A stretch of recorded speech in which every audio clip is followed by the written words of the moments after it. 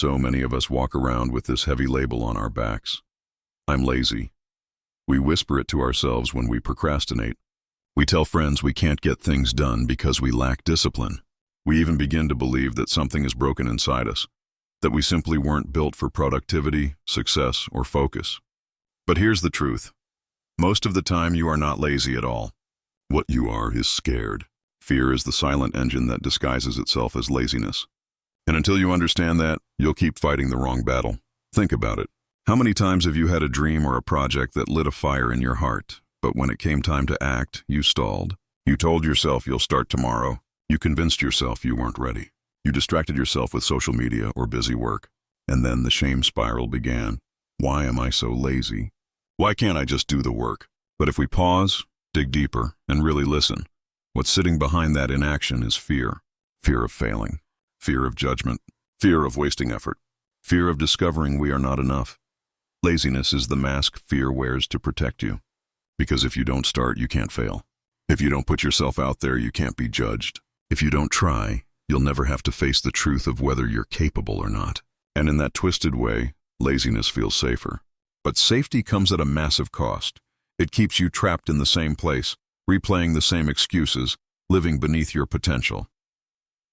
Here's where the shift begins. Instead of calling yourself lazy, ask yourself, what am I afraid of right now? That single question opens the door to awareness. Maybe you're scared your business idea won't work. Maybe you're worried you'll be criticized for your art. Maybe you're terrified that if you give it everything and still fall short, you'll have no excuses left. Naming the fear disarms it, because fear thrives in silence. It grows when it's hidden. But the moment you shine a light on it, you start taking its power away. Now understand this. Courage is not the absence of fear. Courage is action despite fear. The people you admire, the entrepreneurs, the creators, the leaders, they all feel fear just like you do. The only difference is they don't let it disguise itself as laziness. They've learned to see through the mask and move anyway. The next time you catch yourself procrastinating, don't shame yourself. Instead, get curious. Ask, if I wasn't afraid, what would I do right now? That question reframes everything. Suddenly, you're not battling laziness, you're battling fear. And fear is something you can face, step by step. Let me give you an example. Imagine you want to launch a YouTube channel. You've been sitting on the idea for months, maybe even years. You tell yourself you're lazy, that you don't have the energy, that you'll do it when the time is right. But in reality, what you're scared of is putting yourself out there and hearing crickets. You're scared people won't watch, won't care, or worse, will judge you. That's not laziness. That's fear. Once you see it clearly, you can fight the right battle. Instead of pushing yourself harder with guilt and self-criticism, you can address the fear directly. Maybe you practice posting without attachment to results. Maybe you remind yourself that judgment is inevitable, but regret is worse. Maybe you commit to small, imperfect actions that chip away at the fear until it has no hold on you. The bottom line is this: you are not broken, you are not lazy, and you are not hopeless. You are human, and fear is part of being human. But when you learn to recognize it, call it out, and move forward anyway, you take away its disguise. You reclaim your power. And in that moment, everything changes.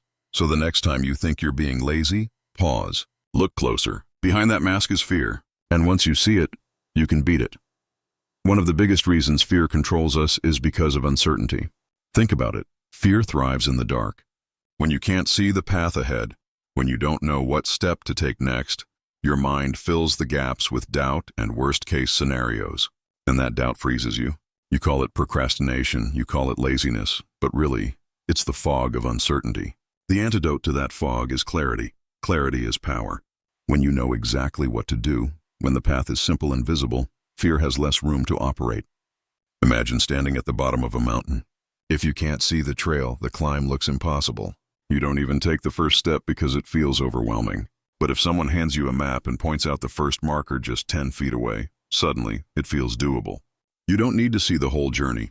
You just need to see the next step. The same applies to your goals and dreams. Too often we stop ourselves before we start because the vision feels too big and blurry. I want to be successful. I want to build a business. I want to get in shape. These goals are inspiring but vague. Vague goals breed fear because your brain doesn't know where to begin. But when you translate that big dream into clear, specific steps, everything changes. Success stops being a mystery and starts being a process. Here's the truth. Your brain loves clarity. It loves direction. When you know exactly what to do next, your mind doesn't waste energy in confusion, and fear doesn't have a foothold. This is why people who seem highly disciplined often aren't superhuman. They're just incredibly clear. They know their next move before the day even starts. They remove uncertainty from the equation. So how do you build clarity? Start small. Break your big goal down into micro steps so clear that you cannot avoid them. Let's say you want to start a YouTube channel. Instead of holding on to the vague thought of, I need to grow a channel, get specific. Step 1, brainstorm 10 video ideas. Step 2, pick one and write a rough outline. Step 3, record a draft version even if it's messy. Suddenly, what felt overwhelming becomes a checklist. And a checklist is a lot less scary than a mountain. Clarity also comes from asking better questions. Instead of asking, how will I succeed at this huge dream? Ask, what's the very next action I can take that moves me forward? That question cuts through the noise. It eliminates the fog. You don't need to predict the future. You just need to take one clear step in the present. Another way to create clarity is to set deadlines and constraints. When you give yourself unlimited time and vague expectations, fear has room to grow. But when you say, by tonight I will write 200 words of my script, you shrink the space where fear can live. Constraints breed focus. Focus creates clarity, and clarity silences fear. Let's be honest. So much of what we call fear is really just overwhelm. We get overwhelmed by the size of the task because it's undefined. The unknown feels dangerous. But once you shine a light on it and break it down, the danger disappears. Fear loses its teeth when clarity shows up. Here's a powerful perspective shift. Clarity isn't about having the entire roadmap figured out. It's about trusting that the next step will reveal itself once you take the first one. You don't need to see the top of the staircase to climb it. You just need to see the next step. Action creates clarity, and clarity fuels more action. It's a cycle. So the next time you feel paralyzed, don't label yourself lazy. Don't beat yourself up. Instead, ask, am I unclear about what to do next? If the answer is yes, pause and get specific. Write down the next tiny, measurable action. Make it so clear that your brain has no excuse to resist it. Remember this. Clarity is the cure for fear disguised as laziness. With clarity, the fog lifts. With clarity, the mountain shrinks. With clarity, you step forward with confidence, one small step at a time. And those small steps, stacked consistently, lead you to places you once thought were impossible. If fear is the real enemy behind laziness, then emotional resilience is the armor that protects you. Because here's the truth. You can't eliminate fear. You can't erase doubt. You can't magically reach a point where challenges no longer trigger discomfort. But you can build the strength to handle those emotions without letting them control you. That strength is called resilience. Resilience is the ability to feel the fear, the doubt, the frustration, and still keep moving. It's the muscle that allows you to bounce back when things don't go your way. Without resilience, even small obstacles feel like brick walls. With resilience, even massive setbacks become stepping stones. Think about the last time you gave up on something important to you. Chances are it wasn't because you lacked talent or intelligence. It wasn't even because the goal was impossible. It was because the emotional weight of fear, stress, or failure felt too heavy. You didn't quit the task, you quit the feelings attached to it. That's why building emotional resilience is non-negotiable if you want to overcome fear and unlock your potential. Now, how do you build this resilience? It starts with how you view discomfort. Most people run from discomfort like it's a sign of danger. But discomfort is not danger. It's growth. Every time you lean into discomfort instead of running away, you stretch your capacity to handle more. Just like lifting weights in the gym, emotional resilience is strengthened by resistance. One powerful tool to build resilience is routine. Why? Because fear and procrastination thrive in chaos. If your mind is scattered and your life has no structure, every challenge feels bigger than it is. But when you anchor yourself in routines, morning habits, evening reflections, consistent practices, you give your brain stability. That stability becomes the foundation to handle unexpected challenges. Another key is reflection. Most people never pause to process their emotions. They distract themselves with scrolling, food, or entertainment when life gets heavy. But resilient people confront their feelings directly. Journaling, meditation, or even just asking yourself, what am I feeling right now and why? Creates awareness. and awareness dissolves half the power of fear. Here's a practical truth. Resilience doesn't mean you don't feel fear. It means you don't let fear make your decisions for you. The most successful people in the world are not fearless. They've simply trained themselves to keep moving forward despite the emotion. They've built an inner toughness that whispers, "Yes, this is hard. Yes, I feel scared. But I can handle this." Take entrepreneurs as an example. They fail more than they succeed. But their resilience allows them to view failure as feedback instead of finality. Instead of saying, "This didn't work, so I must not be good enough," they say, "This didn't work, so I just learned what not to do next time." That simple shift is resilience in action. Resilience also grows through relationships. When you surround yourself with people who lift you up instead of feeding your fear, you borrow their strength until you build your own. Community is one of the fastest accelerators of resilience. Because when you're alone, your fears echo louder. But when you have support, encouragement, and accountability, the weight feels lighter, and you're reminded that you're not battling alone. The beauty of resilience is that it compounds. The more you practice it, the stronger you get. The stronger you get, the less paralyzing fear becomes. What once would have stopped you for weeks might only stop you for hours. What once broke you down might only slow you down. Here's the big takeaway. Emotional resilience isn't about avoiding storms. It's about becoming the kind of person who can stand in the storm without being blown away. And once you've built that strength, fear loses its ability to disguise itself as laziness. So the next time you feel like quitting, pause. Remind yourself, this is not the end. This is training. This is my opportunity to build resilience. Lean into the discomfort. Process the emotion. Take one step forward anyway.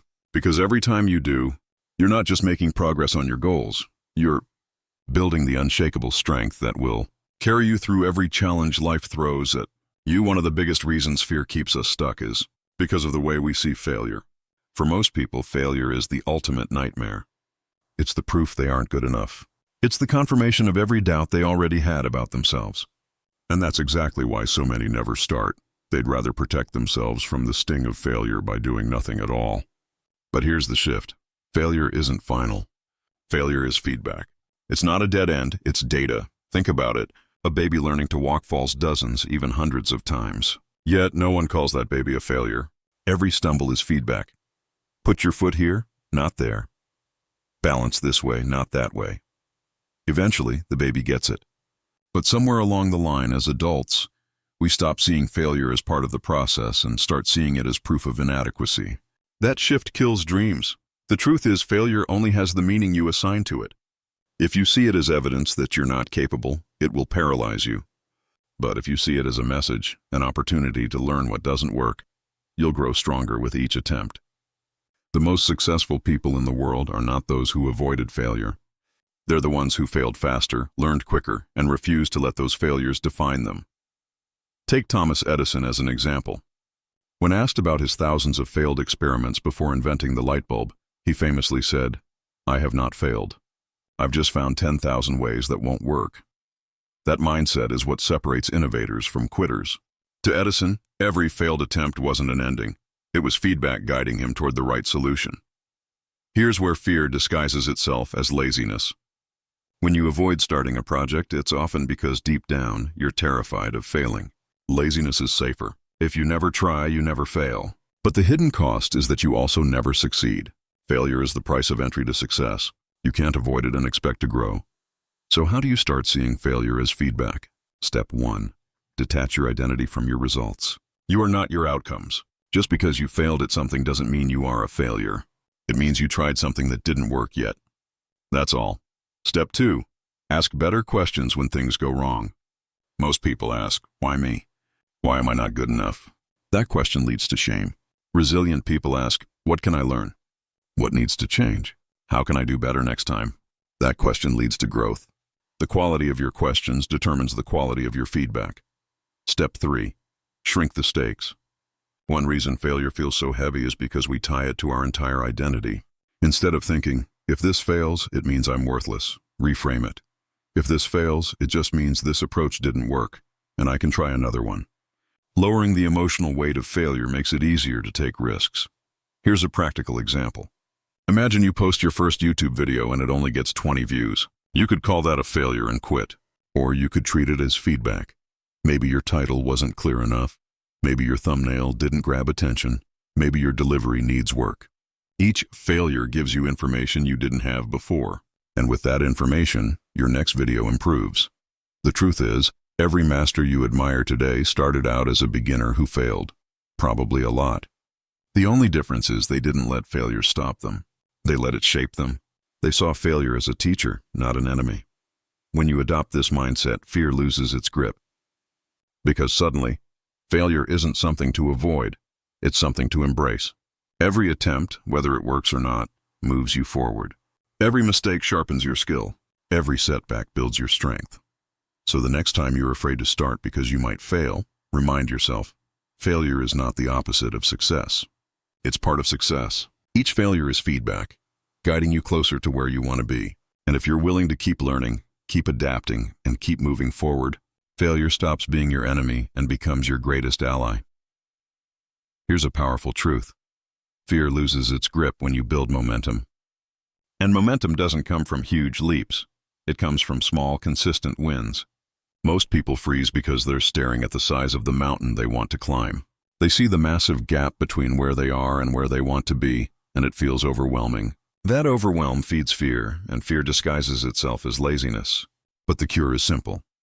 Stop obsessing over the mountain and focus on the next tiny step.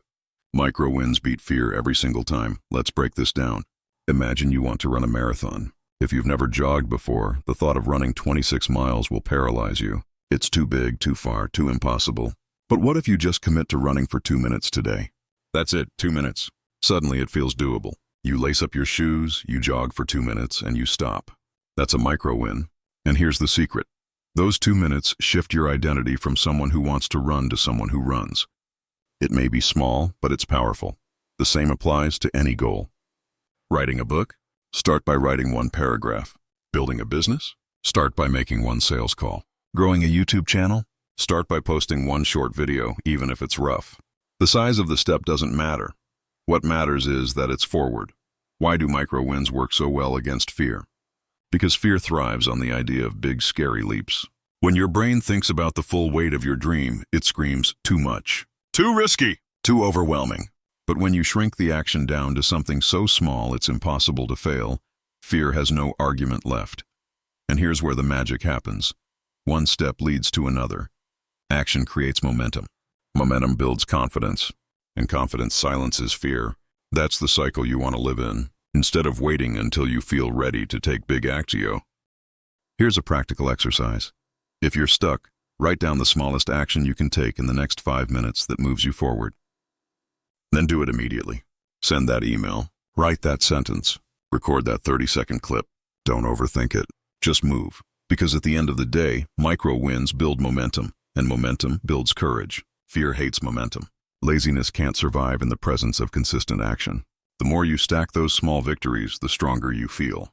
And soon, the mountain that once looked impossible doesn't scare you anymore because you've already climbed halfway without even realizing it. Remember this, small wins are not small. They're the seeds of transformation. Every giant oak tree started as a tiny acorn. Every empire started with a single step. Every success story started with 1 micro win. And yours can too. Fear is sneaky. It thrives in silence, it grows in isolation, and it multiplies when no one is watching. That's why so many of us struggle when we try to tackle big goals alone. We tell ourselves we'll start tomorrow. We promise we'll push harder next week. But without accountability, fear whispers in our ear and convinces us to quit before we even begin. The truth is this, you don't just need discipline, you need people. Surrounding yourself with accountability can change everything. Think about it. Have you ever noticed how easy it is to skip a workout when you're alone, but how much harder it is to skip if you've promised a friend you'll meet them at the gym? That's accountability in action. When you involve others in your goals, you raise the stakes. It's no longer just about you. It's about keeping your word, honoring your commitments, and showing up because someone else is counting on you. Accountability works because it interrupts fear's favorite excuse, no one will know if I quit. When you're alone, it's easy to justify giving up. But when you're part of a team, a mastermind, or even just a simple accountability partnership, quitting means letting others down. And that pressure often gives you the push you need to move forward. But accountability isn't just about pressure. It's about perspective. When you're trapped in fear, your vision shrinks. You exaggerate risks, you magnify failures, and you convince yourself you're not capable. Having people around you who believe in you when you don't believe in yourself is invaluable. They see the bigger picture when you're blinded by self-doubt. They remind you of your progress when you're focused only on your flaws. They pull you forward when fear tries to drag you back. Here's the secret. Accountability accelerates growth. Alone, you might take years to overcome your fears and build consistency. With accountability, you compress that timeline dramatically. Why? Because people won't let you hide. They'll call you out on your excuses. They'll challenge you when you lower your standards. And they'll celebrate your wins, which reinforces the behavior you need to repeat. Look at high performers in any field. Athletes, entrepreneurs, creators. Almost all of them have coaches, mentors, or peers who keep them accountable.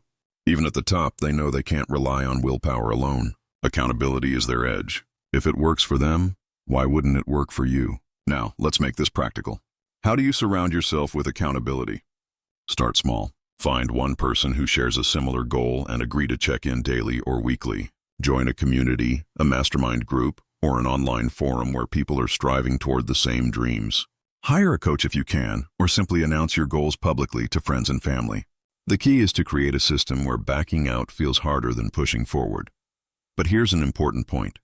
Choose your accountability partners wisely. Not everyone deserves to hold you accountable.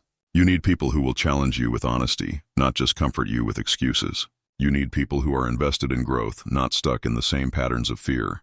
Surround yourself with those who pull you higher, and you'll find that their energy, discipline, and belief in you rub off. Accountability also works both ways. When you hold others accountable, you strengthen your own commitment. Helping someone else stay on track makes you more aware of your own actions. It creates a cycle of mutual growth where everyone wins.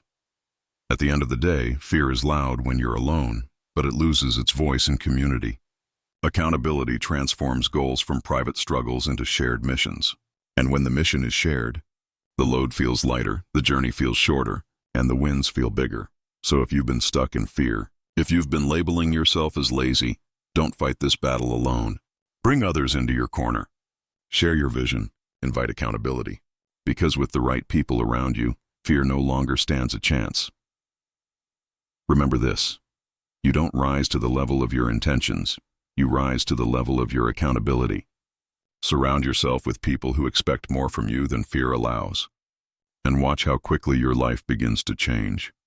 We've gone through a journey together, peeling back the mask of laziness and exposing the truth that hides beneath it.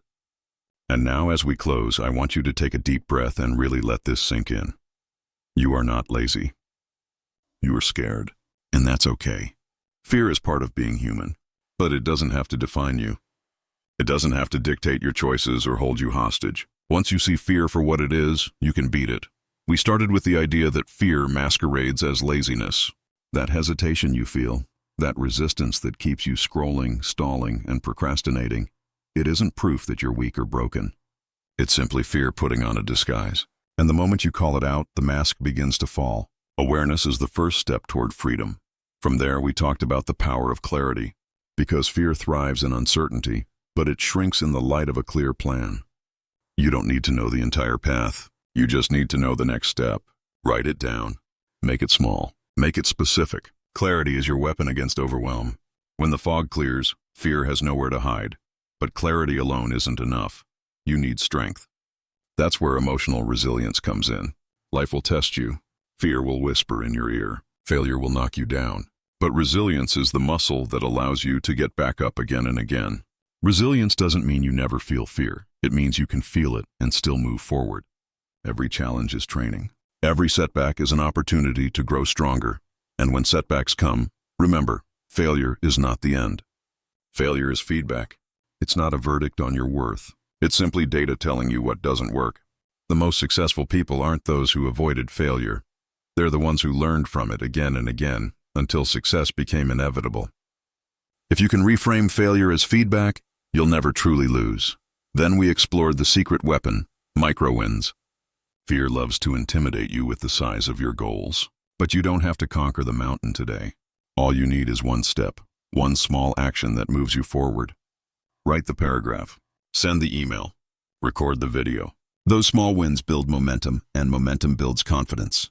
Fear can't survive in the face of consistent action. And finally, we uncovered the power of accountability. Fear is loudest when you're alone, but it loses its voice in community. Surround yourself with people who expect more of you, who remind you of your potential, who call you out on your excuses, and who cheer for your progress. Alone, you can fall into patterns of fear. Together, you rise. So where does that leave us? With a choice. You can continue living under the label of laziness, telling yourself the same story, letting fear dictate your actions. Or you can strip away the mask, recognize the fear, and fight back with clarity, resilience, feedback, micro-wins, and accountability. You have every tool you need. The only thing left is to use them. Here's the truth. You don't need to be fearless to change your life. You just need to be brave enough to act while fear is still present. Take the small step. Write the next line. Have the conversation. Post the video. Do the thing fear doesn't want you to do. And when you do, you'll realize the power has been inside you all along. So the next time you catch yourself saying, "I'm lazy," stop. Replace that thought with the truth. "I'm scared and I'm choosing to move anyway." That choice, repeated daily, will change everything. Because you are not lazy. You are not broken. You are not stuck. You are stronger than you realize, braver than you know, and more capable than fear will ever allow you to believe. And starting today, you get to prove it.